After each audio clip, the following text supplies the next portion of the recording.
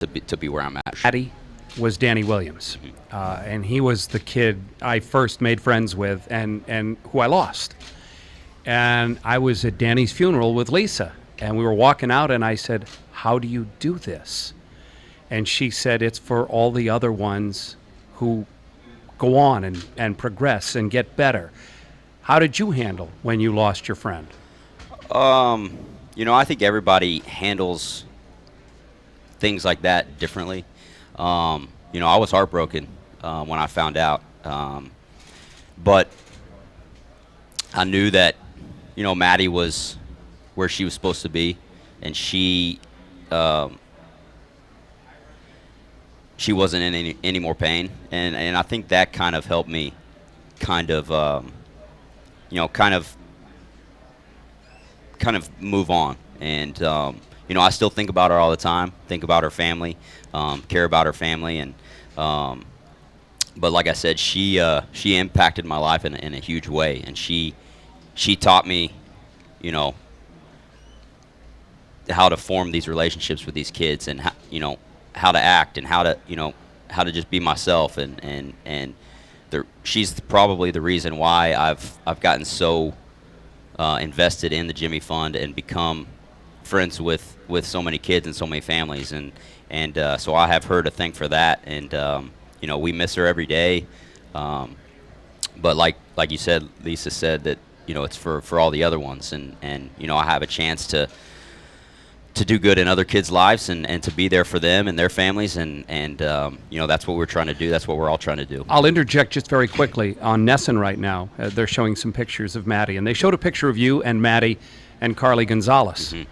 I was at Carly's high school graduation party this spring. Those are the stories that keep pushing us ahead. Well, Yes. I think, and they were friends, and that's, when we do the teen trips, the good thing about the teen trips is that we're connecting kids with each other, and the bad thing, or the hard thing, is we're connecting kids with each other, and they make friendships, and they lose.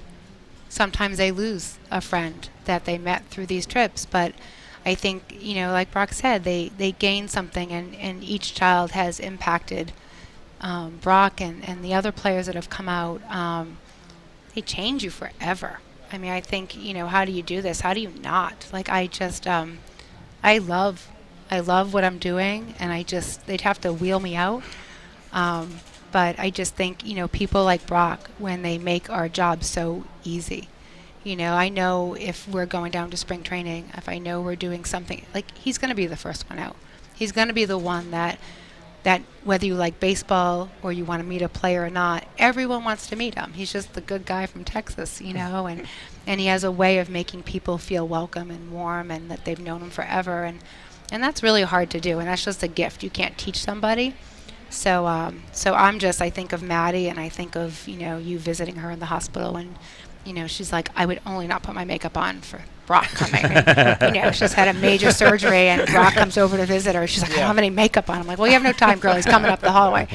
But she was a special girl that didn't like baseball at all, didn't like having her picture taken, didn't like any of that. And then she was listening to Brock talk to other kids at the Boston trip and at Fenway, and she's like, oh, I want to talk to him.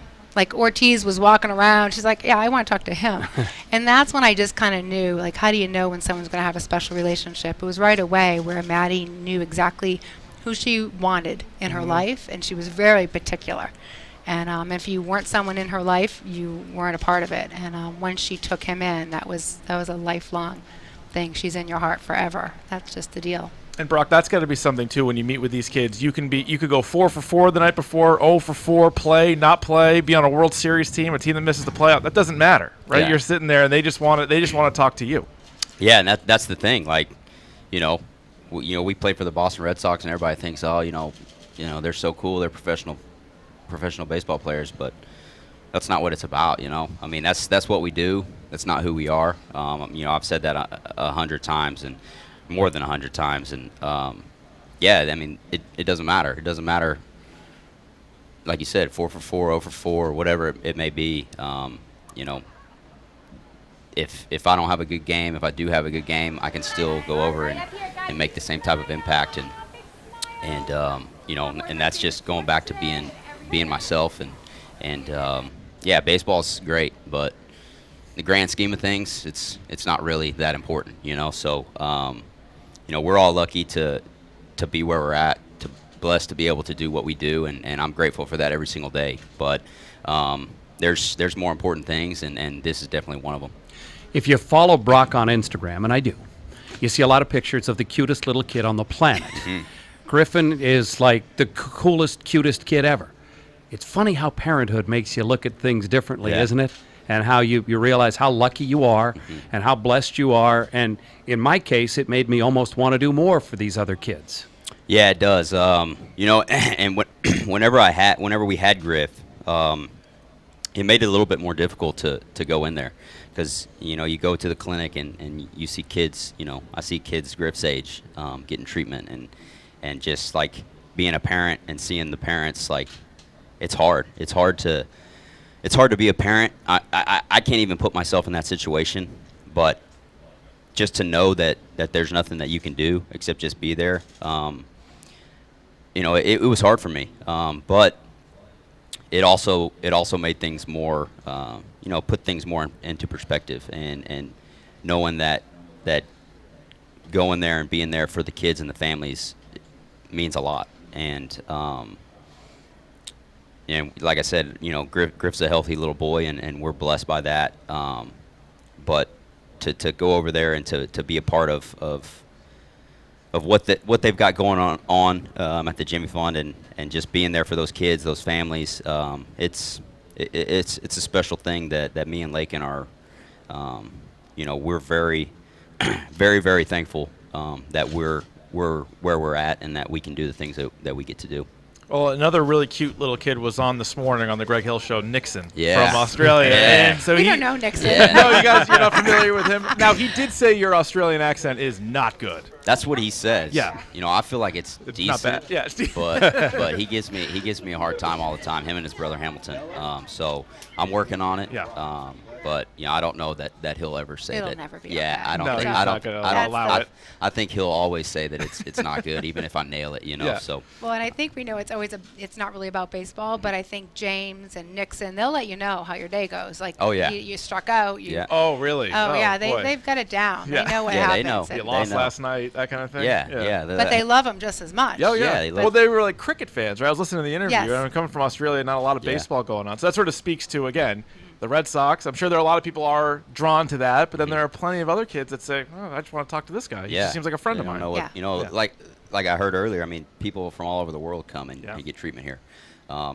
Baseball's not popular all over the world. Some people don't know what baseball is. And Nixon and Hamilton, they were part of my my Brock Star thing that I host every Tuesday last year, and I got to meet them and their family, and came down on the field, and I mean, they had no idea what baseball was, how it worked, and they never had Gatorade before. I gave them a Gatorade for Wow. the first time. Oh, that must have been a game changer. So a game changer. So, but yeah, I mean, the kids just, I mean, like I think that's why I love kids so much. Just they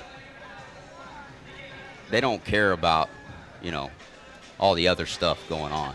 They just want to to be talked to be loved on, and that's all we try to do. And I think as humans, it's sometimes there's not enough love going around, and the more that you can spread, the better off we're all going to be. So that's what we try to do whenever we go over there. Lisa, we started out by saying Brock is one of your guys. Yep. I hope he'll pardon if I use this phrase. I think Lakin is one of your guys too, isn't she? Yes. And I think it is. I think it's one. I mean, Griff's going to be one of my guys Griff, when he gets yeah. a little older, Yeah, right? he He's will, going to yeah. be. No, I just think it's a family effort here, and that's really what makes it kind of special. And I think, I think Dustin was the same way with Kelly.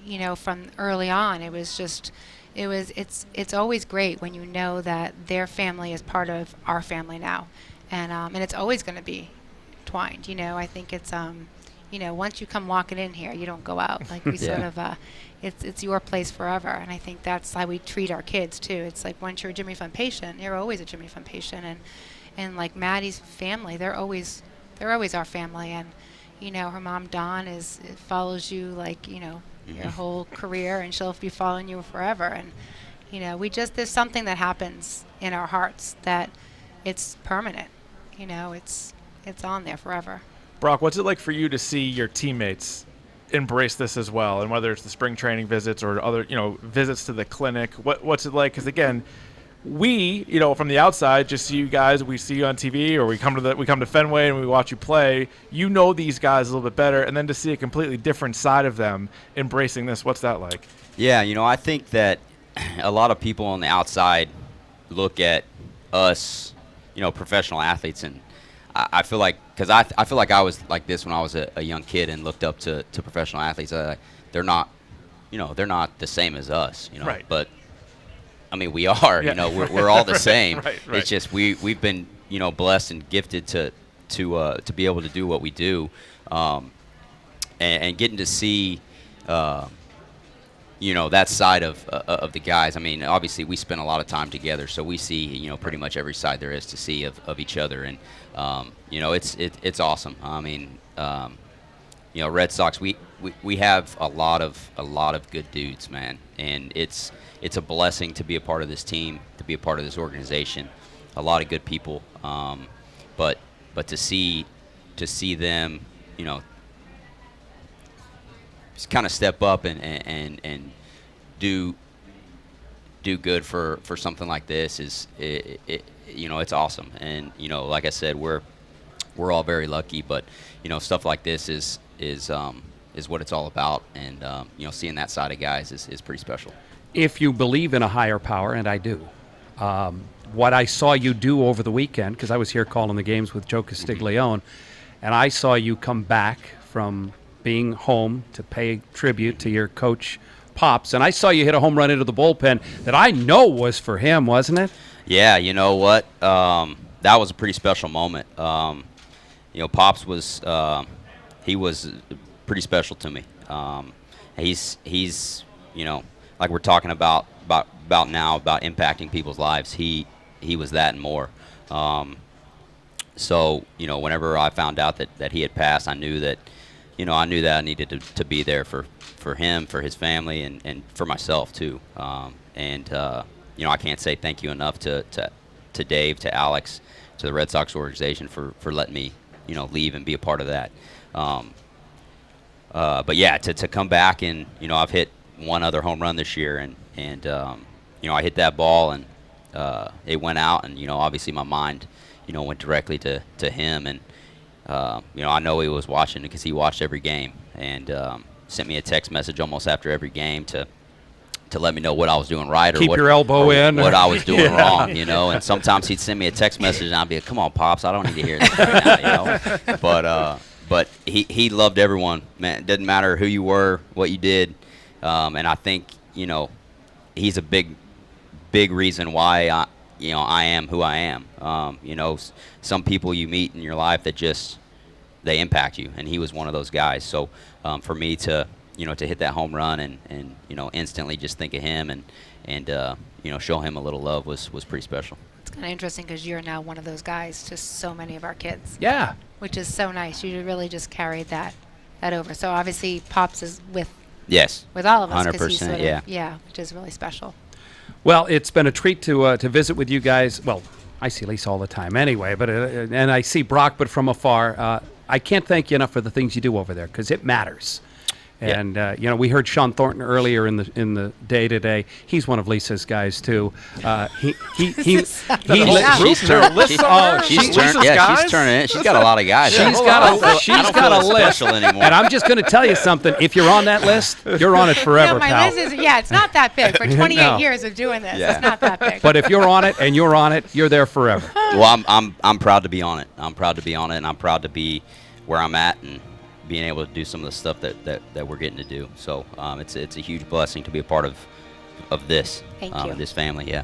Good to see you guys. Thanks. All right. Thank you. We continue on. We broadcast live from Fenway Park. This is the WEEI NESN Jimmy Fund Radio Telethon.